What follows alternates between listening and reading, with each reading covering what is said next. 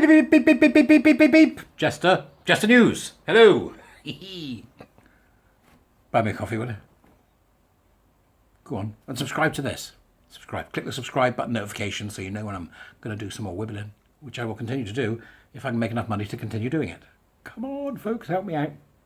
Become a warrior teacher. Usual stuff. Look, what we got today. Let's talk about science again. Science is a strange world. And science in academia is an even stranger world, populated by some extraordinarily clever people who unfortunately are not the best fighters in the world. I think I've done this analogy before, but let's do it again. Does anybody remember the Skeksis? The Skeksis? If I say that you've got the Skeksis and the Mystics. Do you remember the Skeksis and the Mystics? Anybody remember that? I'm going to give you 5 seconds to think about it. Where did the Skeksis and the Mystics come from? Correct. Jean from Harlow. It's from the Dark Crystal, right? Now, if you remember, the Skeksis were like these miserable bastards, sort of pokey. They were like the dark side of the heart, you know? They were like, you know, they made noises like that, if you recall. Yeah. And they went after the Gelflings and sucked the life from them, you know? They took these small, innocent creatures and put them in this little pod thing that sucked the life out of them. So they ended up a shade of them, of their former selves. Sound familiar? The Skeksis. And on the other side of the Dark Crystal, there were, of course, the Mystics, who looked really sort of, you know, old and wise as they moved through the world, you know? And every now and again they go, oh, in a sort of gentle groaning sound, you know, rather like a purring cat. They're obviously the good side, because, as you know, the two get together in the end and form these ultimate beings. It's a wonderful story, the Dark Crystal, if you haven't seen it. So when it comes to academia, think about the academics as the chaps in some cases and the Skeksis in the other. Right? So, surprise, surprise, STEM, academia, not much difference to the rest of us. They just get a lot more money, have far less scrutiny, and we trusted them. Trusted them in the past tense. Because I don't trust them anymore, and neither should you. They need much more scrutiny, because we're spending a lot of money on a lot of garbage. And it's about to get much, much worse. And here is why.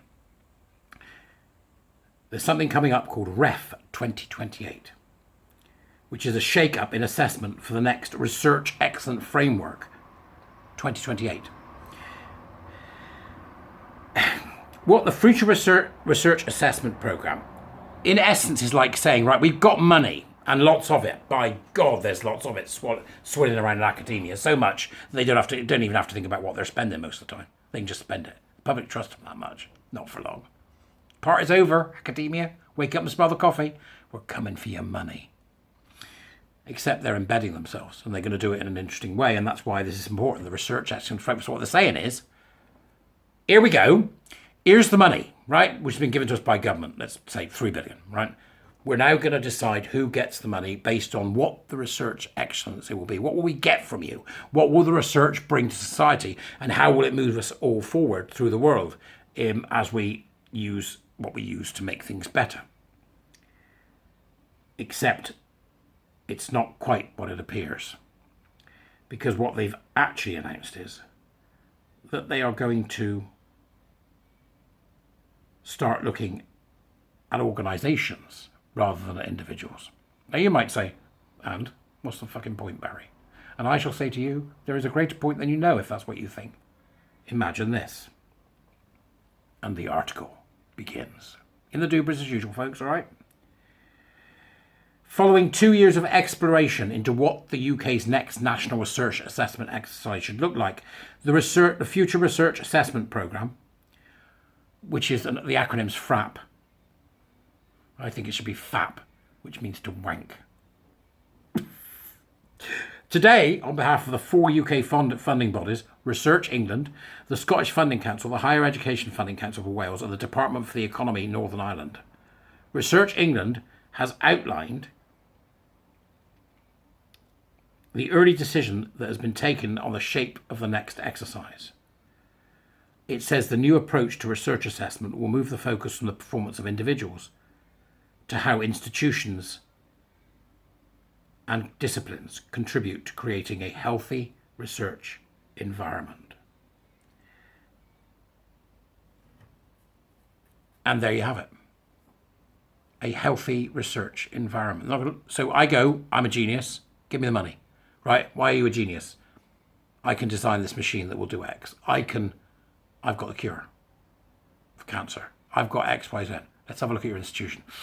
No, your diversity and inclusion is not really up to scratch. I'm sorry, we can't fund you. In addition, they're going to make that 50% of the funding. Right? Which means, if you don't have to read between the lines much with this one to understand what the hell is going on.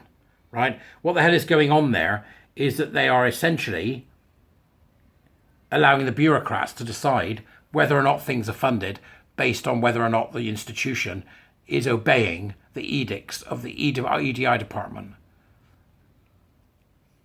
in what they're doing. So HR, which are infected with critical social justice nutters, are now going to tell us who gets the money and who doesn't when it comes to STEM, engineering, academia across the board. This is the total capture. Total capture. And it's going to happen. It's just going to happen because absolutely nobody is saying anything against it. What will happen is outstanding research, which is what should drive this. Outstanding research.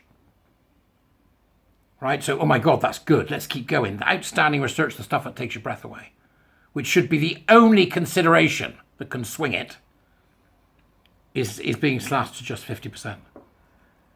25% will be awarded for people and culture, which means that running the EDI schemes will be fully half as important as actually producing outstanding research.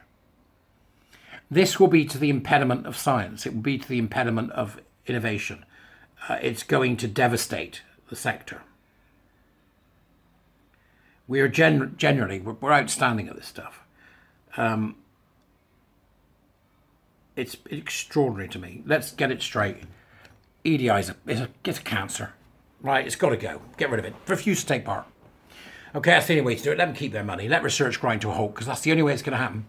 It's the only way it's going to happen. If you look at this on a microcosm, right? Let's look at it on a microcosm, okay? So you've got these cafes, right, that open up and go, it's more expensive to eat here if you're a man, or it's more expensive to eat here if you're white. Well, they've opened, they made their point, and they've all closed because they've gone out of business. Because who's going to do business with twats like that, right? Then you move a little bit further up the scale. What do we get? Oh, Bud Light, right? Bud Light. What was it? 23% of market share. Hee hee. And Wicks, or Pricks as I call them, and others do too. What? See, but it will take for these things to happen before it does. Now, the Research Excellence Framework is run by some of the largest public sector organisations in the world, right? So massive, huge, okay? And Ian Mansfield on Twitter was the one that I came across that pointed this out. So for these people to fall, it's going to take longer. So what they'll do is they'll screw up the research section of framework in order to praise the gender, the race, and the gods of the sustainability goals and the gods of all the other crap that's come out of UNESCO and the UN. The cult in full swing. They're going to screw up the research to such an extent that we're going to have to wait for this country's research program to be on its knees before we'll go, hang on a minute, what went wrong? We're going to have to buckle up. We're in for a terrible 20 years. I want to be more positive about this, I really do, but the truth of the matter is at this point we've lost. We're the French resistance. We've lost. The game is over. The only way of stopping this is by having a government that's got the balls to legislate against it, that's got the balls to say, no, meritocracy is everything. We're doing away with affinity groups. You have an affinity group, it breaches equality law. That's what we need to say. Yep, you do positive action, it breaches the equality law. We need massive changes in the law. That's the only way that we can prevent this. And we also need to inform companies with a massive education program for business that EDI is a cancer and that if you bring it into your organisation, it will end you. We have lost. We're now the French resistance. So resist well. Oh, yeah.